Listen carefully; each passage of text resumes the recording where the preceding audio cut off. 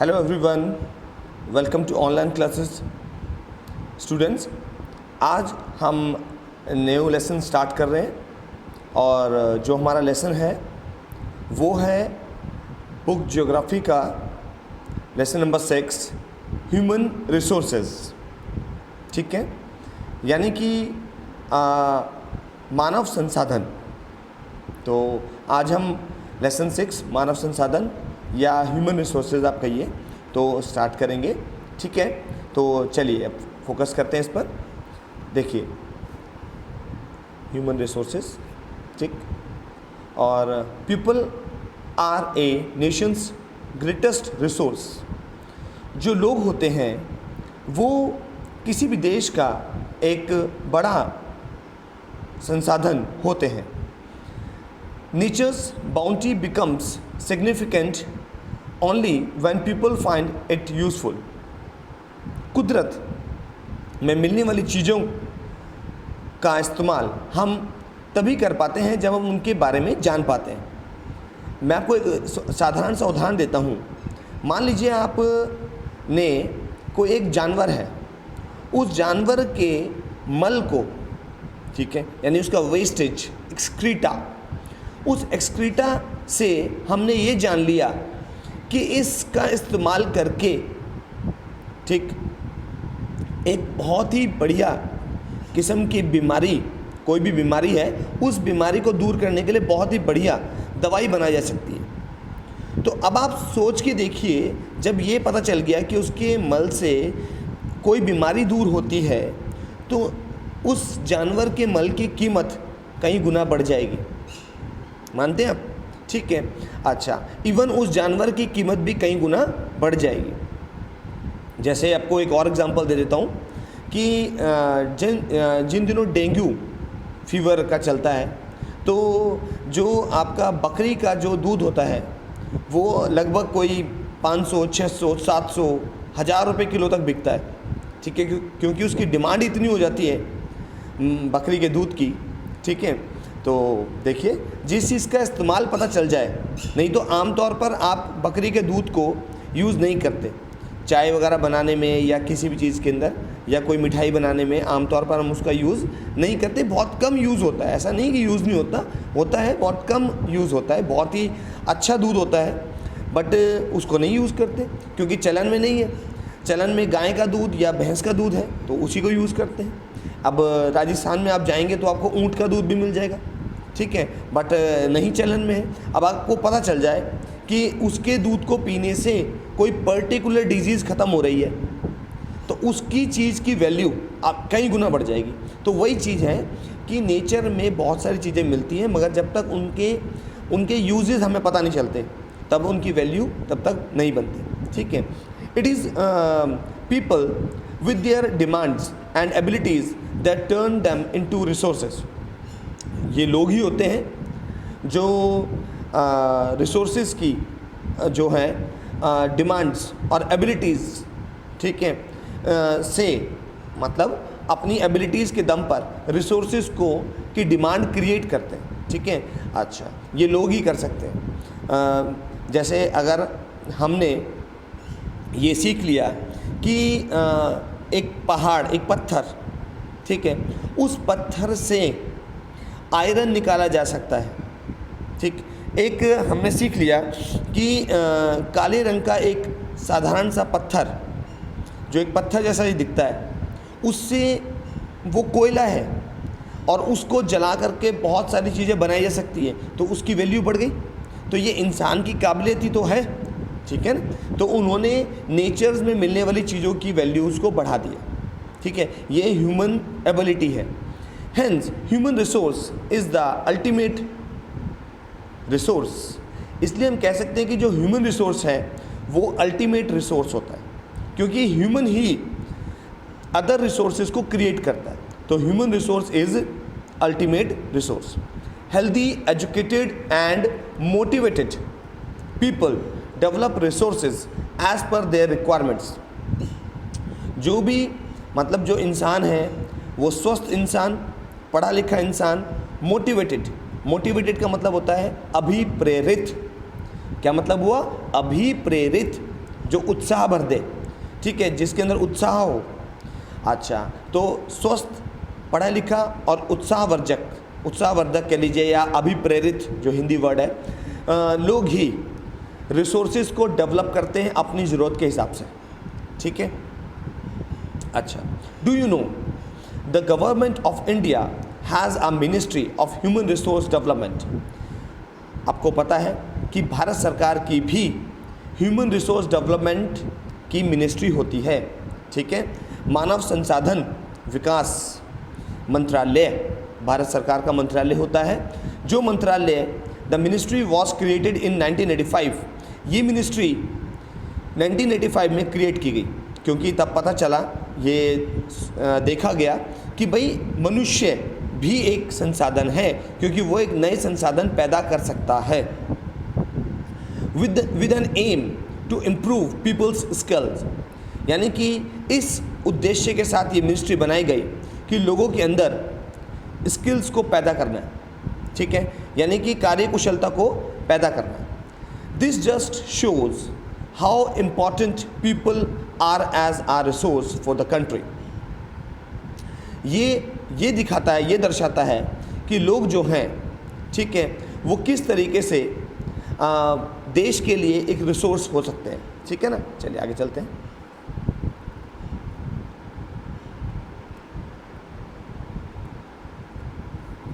चलिए आगे देखिए, प्रधानमंत्री कौशल विकास योजना PKVY,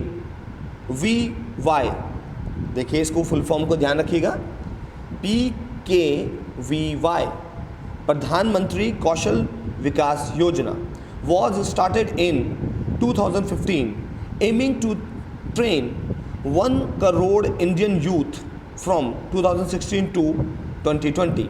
यानी कि भारत सरकार ने एक उद्देश्य के साथ सन 2015 में प्रधानमंत्री कौशल विकास योजना PKVY, ठीक है, लॉन्च करी। और इसमें भारत के युवा जो हैं उनको 2016 से 2020 तक इसका उद्देश्य रखा गया, जिसमें उनको ट्रेंड किया जाएगा।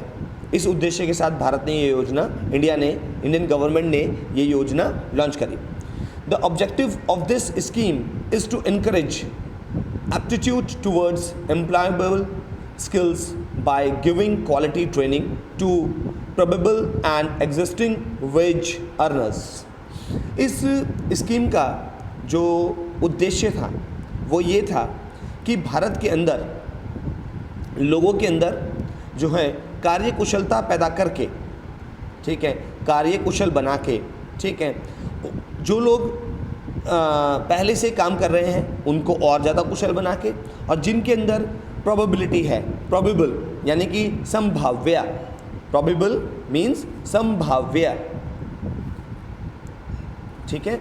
अच्छा, भाव्य, संभाव्य, ठीक है। अच्छा, तो कहने का मतलब क्या हुआ कि जो लोग पहले से काम कर रहे हैं उनके अंदर ये काबिलियत पैदा करके, और जिनके अंदर संभावना है उनके अंदर भी काबिलियत पैदा करके उनको ट्रेनिंग दे के उनको और ज़्यादा कार्यकुशल बनाना। Human resources like other resources are not equally distributed over the world. Human resources भी दुनिया के अदर रिसोर्सेज की तरह पूरी तरीके से दुनिया में डिस्ट्रीब्यूटेड नहीं हो रखे हैं। कहीं पर तो बहुत ज़्यादा अच्छा ह्यूमन स्किल्स हैं, ह्यूमन रिसोर्सेज हैं, और दुनिया में बहुत सारे देश ऐसे भी हैं जहाँ पर ह्यूमन रिसोर्सेज डेवलप नहीं हो पाए। They differ in their educational levels, age and sex. वो लोग अलग हैं, उनका एजुकेशनल लेवल अलग है, उनका उम्र अलग है, उनके सेक्सेस भी अलग हो सकते हैं। इस वजह से पूरी दुनिया में human resources distributed, equally distributed नहीं है। Their numbers and characteristics also keep changing. उनकी संख्या भी, ठीक है, लगातार बदलती रहती है, ठीक है ना। अच्छा, इस वजह से भी ऐसा है। Distribution of peoples, distribution of population, ठीक है। देखिए अब ये टॉपिक पढ़ते हैं, पॉपुलेशन, जो पॉपुलेशन है उसका पूरी दुनिया में किस हिसाब से डिस्ट्रीब्यूशन हो रखा है। तो अब आपको समझ में आ गया होगा कि अगर इंसानों को भी ढंग से ट्रेंड किया जाता है तो वो भी एक बहुत बड़ा रिसोर्स बन सकते हैं।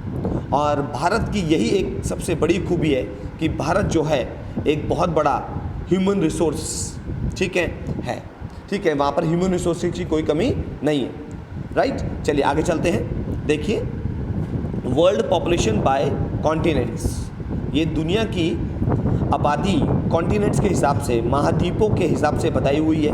अब आप देखिए येलो कलर में जो दिख रहे हैं आपको, वो लोग एशिया में रहते हैं। हमारा जो कॉन्टिनेंट है वो भी एशिया है, ठीक है। एशिया में दुनिया के घनी आबादी वाले देश हैं। मैं आपको उदाहरण दे देता हूँ, चाइना, इंडिया, ठीक, पाकिस्तान, बांग्लादेश, जापान, रशिया, ठीक है। और इवन दुनिया के सबसे ज़्यादा पॉपुलेशन वाले जो देश हैं वो एशिया कॉन्टिनेंट में ही पड़ते हैं। तो ये तो मैंने आपको 6 देशों के नाम भी बता दिए। आगे देखिए, आगे पढ़ेंगे तो आपको और ज़्यादा क्लियर हो जाएगा।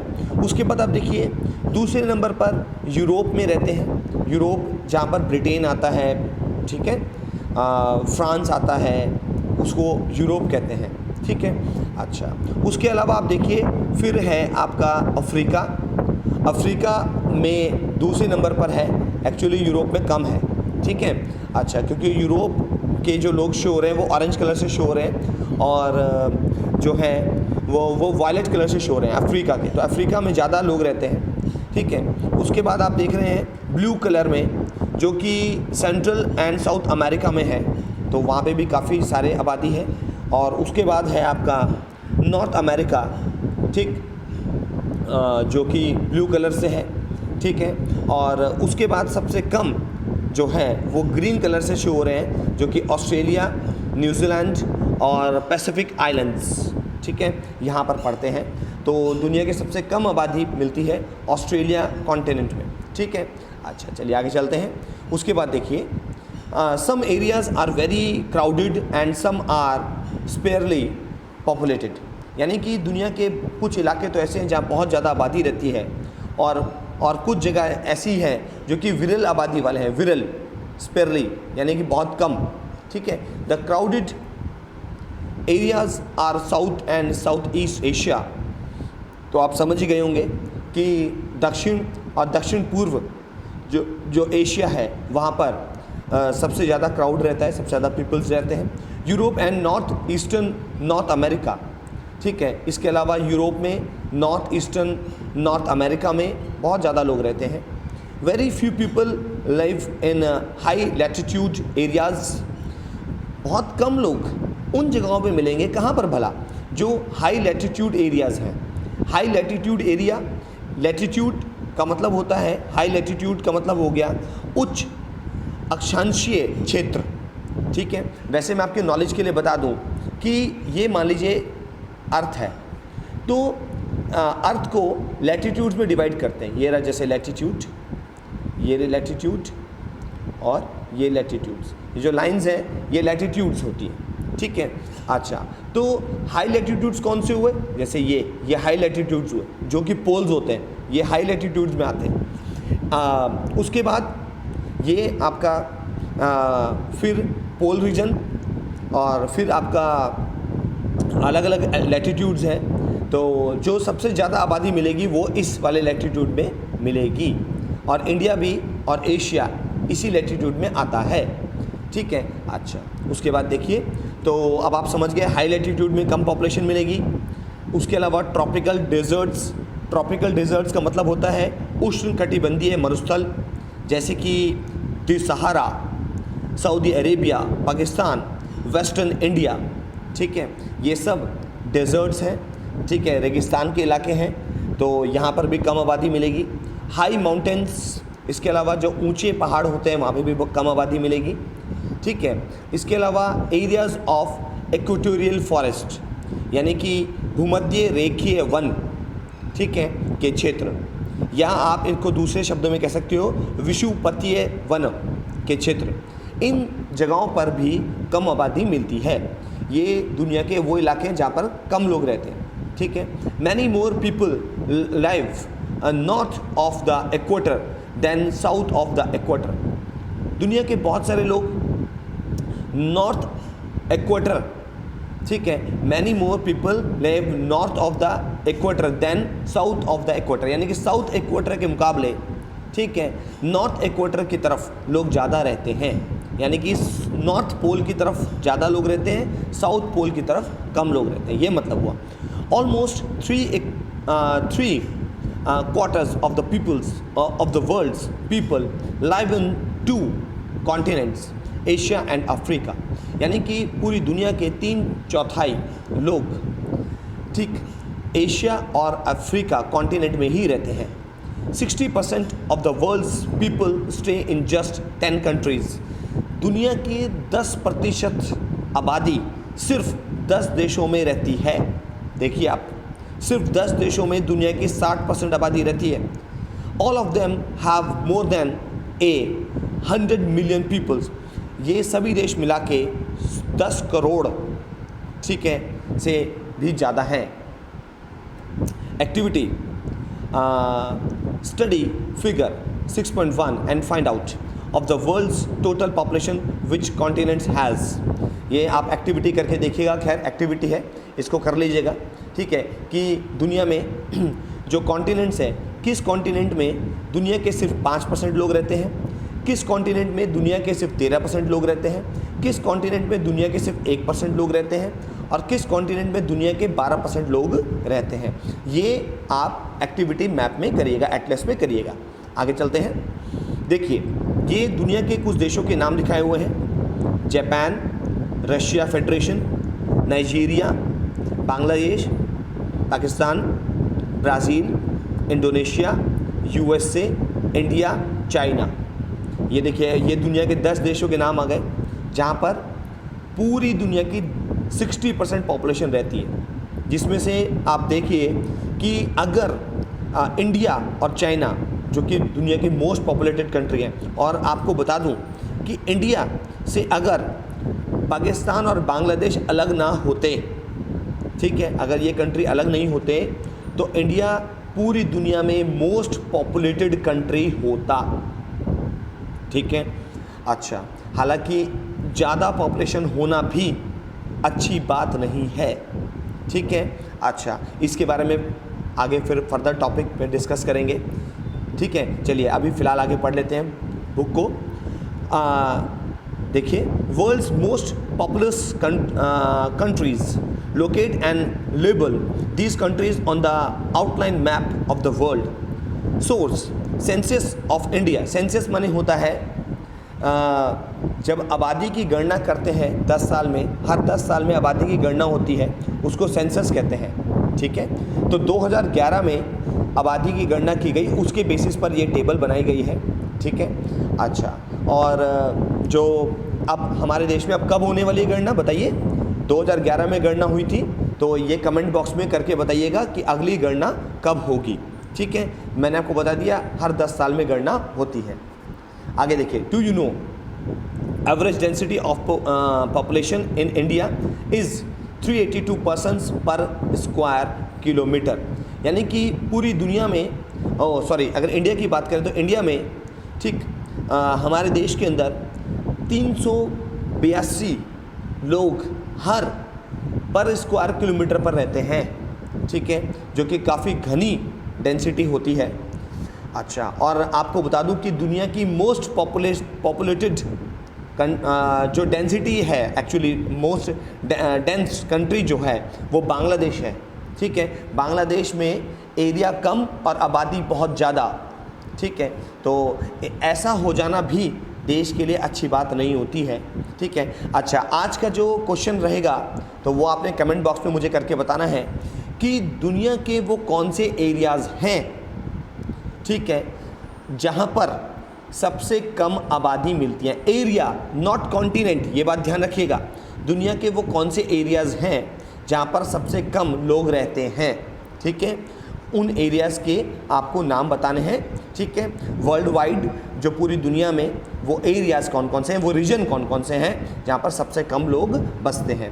तो आज हम स्टूडेंट्स वीडियो को यहीं एंड कर रहे हैं, ठीक है। कमेंट बॉक्स में मुझे कमेंट करके ज़रूर बताएंगे। Keep watching and keep learning. Thank you very much.